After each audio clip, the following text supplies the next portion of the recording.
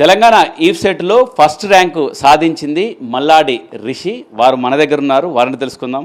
ఎలా అనిపిస్తుంది first rank, స్టేట్లో ఫస్ట్ ర్యాంక్ రావటం ఎలా అనిపిస్తుంది? చాలా సంతోషంగా ఉందండి.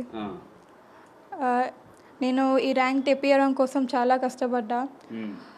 3 months నుంచి చాలా నైట్స్, డేస్, చాలా mock test papers, sample papers, revision test papers, previous years papers చాలా గో త్రూ చేసి అన్నీ కనుక్కొని ప్రీవియస్ ఇయర్స్ అన్నీ టెస్ట్ పేపర్స్ సాల్వ్ చేసి అట్లా ప్యాటర్న్ అనేది అడాప్ట్ చేసుకున్నా సెల్ఫ్లో. సో దట్ నేను ఎగ్జామ్ రాస్తుంటే నాకు కొత్తగా అనిపించకూడదు పేపర్.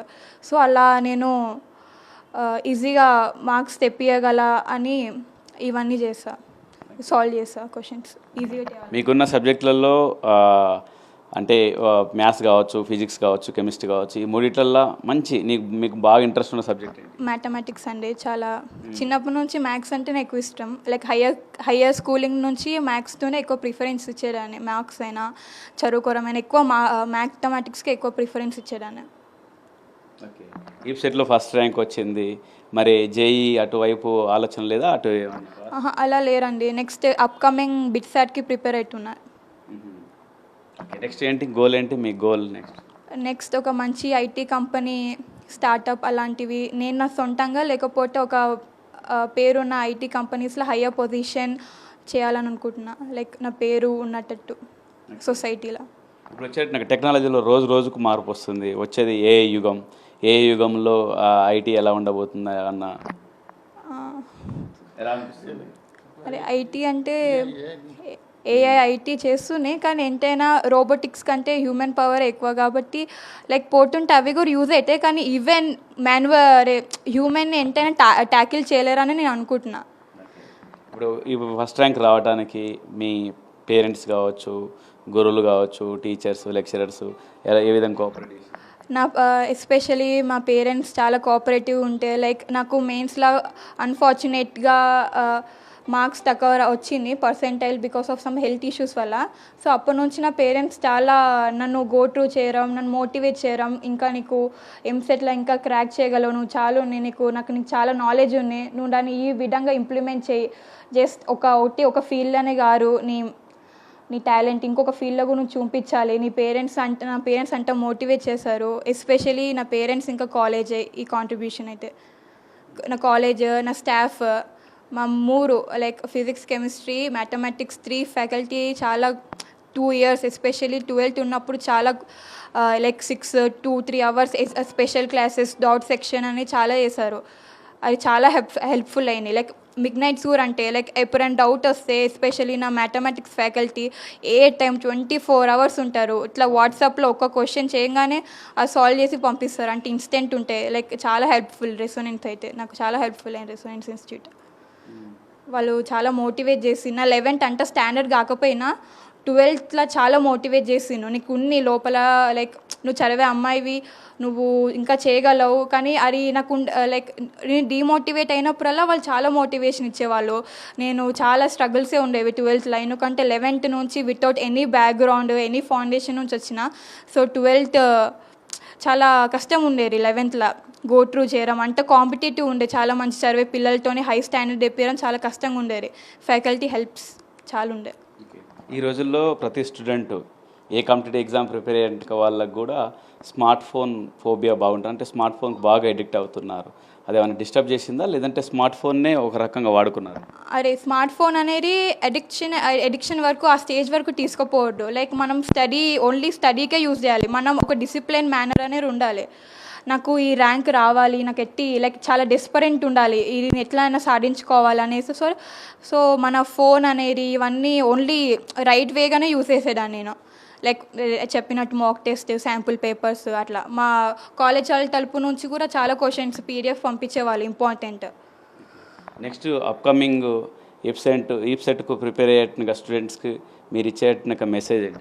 ఏం ఒక డిసిప్లిన్, ఒక మోటివేషన్తోని చదవాలి. అంటే ఇంకా ఏ డిస్ట్రక్షన్ ఉండకూడదు.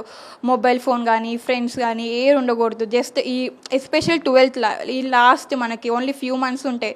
సో ఈ ఫ్యూ మంత్స్లో చాలా మనం ఎన్ని స్ట్రగుల్ అయినా ఇవన్నీ ఈ ఒక్క ర్యాంక్ కోసం వర్త్, ఆ రిజల్ట్ డేకి వర్త్ ఉండాలి ఆ కష్టం అంతా. సో అది సాధించుకోవాలి కాబట్టి కొన్ని మంత్స్ కష్టపడాలి ఎట్టి పరిస్థితిలో. లాస్ట్ ఫ్యూ మంత్స్ అయితే. అటు అకాడమిక్ ఎగ్జామ్కు ప్రిపరేషన్, ఇటు కాంపిటేటివ్ ఎగ్జామ్కు ప్రిపరేషన్ ఎట్లా, అంటే ఆ స్ట్రెస్ని ఏ విధంగా బ్యాలెన్స్ చేశారు? అంటే స్టార్టింగ్ నుంచి 11th 12th కాంపిటేటివ్ ఎగ్జామ్సే ప్రిపేర్ అయ్యేదాన్ని.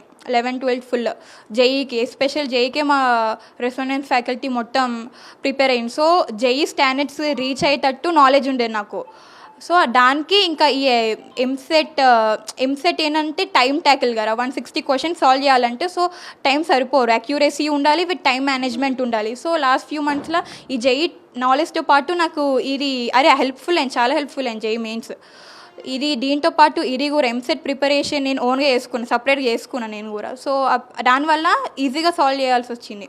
1 minute లోపే క్వశ్చన్ సాల్వ్ చేసి అడాప్ట్ చేసుకున్నారు 3 monthsలో.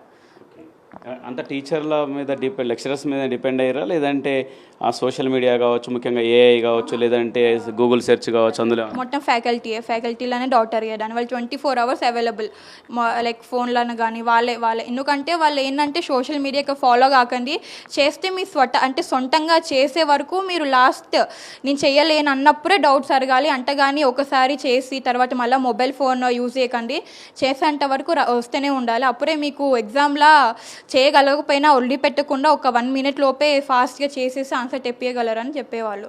సో నేను అట్లానే ఫాలో అయ్యాను మా ఫ్యాకల్టీ చెప్పినట్టే. ఎక్కువ ఎగ్జామ్ సెంటర్లో స్ట్రెస్ లేకుండా టైం మేనేజ్మెంట్ ఎలా చేశారు ప్రతి ప్రశ్నకు? అంటే ఒకటే ఉండే 1 minute, ఎక్కువ 1 minute పైన ఇవ్వద్దు ఏ క్వశ్చన్కైనా, ఎంత ఈజీ అయినా ఎంత హార్డ్ అయినా. సో నేను ఆల్మోస్ట్ 150 క్వశ్చన్స్ సాల్వ్ చేసా. లాస్ట్కి కెమిస్ట్రీలో నాకు ఈజీనే అనిపించింది కాబట్టి నేను లైక్ చదివి క్వశ్చన్ ఒక 1 second 20-30 secondsలో పెట్టేసా. కంగ్రాచులేషన్స్. ఓకే, మీ పాప ఫస్ట్ ర్యాంక్ రావడంతో ఎట్లా అనిపిస్తుంది? ఎందుకంటే ఒకేసారి చెప్పండి. సంతోషంగా ఉందండి. ఊహించరా మీరు, అంటే ఈ ర్యాంక్ వస్తుంది, ఫస్ట్ ర్యాంక్ వస్తుందని కష్టపడ్డది కదండి, రావాలి కదా. ఓకే, ఎప్పుడు చదువుతూ ఉండేదా? అంటే ఫోన్లు మాట్లాడడం కానీ ఏం లేదండి, అసలు బయట ఫంక్షన్స్ కానీ దేనికి రాదామే, ఇంట్లోనే వెళ్ళినా నేను ఒక్కదాన్నే. తను కూడా ఉండరు, తను అది కంపెనీలో వర్క్ చేస్తారు గట్టిగా.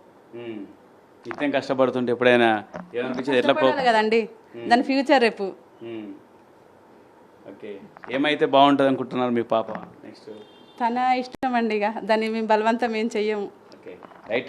ఋషి వాళ్ళ డాడీ కొండలరెడ్డి సార్ ఉన్నారు, వారిని తీసుకుందాం. అంటే మీ పాపకు స్టేట్ ఫస్ట్ ర్యాంక్ రావటం ఏ విధంగా చూస్తున్నారు, ఎలా అనిపిస్తుంది? నేను హ్యాపీగా ఫీల్ అవుతున్నాను. అంతే కష్టం వచ్చింది, హ్యాపీగా ఫీల్ అవుతున్నాను అండి. నాకు కొంచెం హోప్స్ లేండి, బాగా చదువుతుంది అనేది నమ్మకం ఉండే చిన్నప్పటి నుంచి నాకు. మా అమ్మాయి చదువుతుంది బాగానే, ఏదైనా కూడా అంటే మంచిగా కూర్చొని నీట్గా చదువుకుంటుంటుంది. పెద్ద బయట అంటే పెద్ద కొంచెం ఏంటంటే మోమాట ఎక్కడికో పోకూడదు, తన ఇంట్లోనే తానే చదువుకుంటూ కూర్చుంటున్నది. నా అమ్మాయి ర్యాంక్ ఊహించిరా? అంటే ఇంత ఫస్ట్ ర్యాంక్ వస్తుంది ఊహించానండి, కంపల్సరీ అమ్మాయి కంపల్సరీ ఊహించుకున్నాను. ఎందుకంటే అది అంత చదువుతుంది, ఆ నమ్మకం నాకు బాగుంది చదివేది. ఓకే, ఓకే, నెక్స్ట్ ఏమైతే బాగుంటుంది అనుకుంటున్నాను? ఇక తన అభిప్రాయం అండి, ఎట్లా అని ఆలోచిస్తున్నాను. తన అభిప్రాయం ఎలా ఉంటే అలా జరుగుతుంది, చేసుకుంటుందని చూస్తాను. రైట్, అంటే ఇది రిషి మల్లాడి రిషి వాళ్ళ పేరెంట్స్ చెప్పేది. రిషి కూడా అదే అంశాన్ని చెప్తుంది. కాంపిటేటివ్ ఎగ్జామ్ని కాంపిటేటివ్ స్టైల్లో అదే కాంపిటేటివ్ స్పిరిట్ తోటి చదవాలి. సోషల్ మీడియా కాకుండా మా లెక్చరర్స్ మీద ఏ డౌట్ వచ్చినా వాళ్ళని అడగటం, వెంటనే వాళ్ళు కూడా జస్ట్ నిమిషాల వ్యవధిలోనే మా డౌట్ క్లియర్ చేసి, అవసరమైతే ఫోన్లో కూడా ఎప్పటికప్పుడు, అంటే ఎనీ టైం ఏ డౌట్ వచ్చినా కానీ ఎనీ టైం అందుబాటులో ఉండి సాల్వ్ చేయటం వల్ల ఈ ర్యాంకు సాధించడానికి మా తల్లిదండ్రులు, అటు గురువులు, లెక్చరర్స్ వాళ్ళ యొక్క ప్రోత్సాహంతో ఈ విధంగా ఫస్ట్ ర్యాంక్ కొట్టాను. ఈ విధంగా సంతోషంగా ఉంది. ప్రతి ఒక్కరు నెక్స్ట్ ఎఫ్సెట్ రాసేట విద్యార్థులు కూడా ఇదే ఫాలో అయితే బాగుంటుంది. ప్రతి అంశాన్ని కూడా కూలంకుషంగా చదువుకొని ఆ విధంగా టైం వేస్ట్ చేసుకోకుండా ముందుకెళ్తే ర్యాంకులు సాధించడం కష్టమేమీ కాదు అని నిరూపించారు మల్లాడి రిషి. కెమెరా పర్సన్ నాయక్తో రవిచంద్ర, సాక్షి టీవీ, హైదరాబాద్.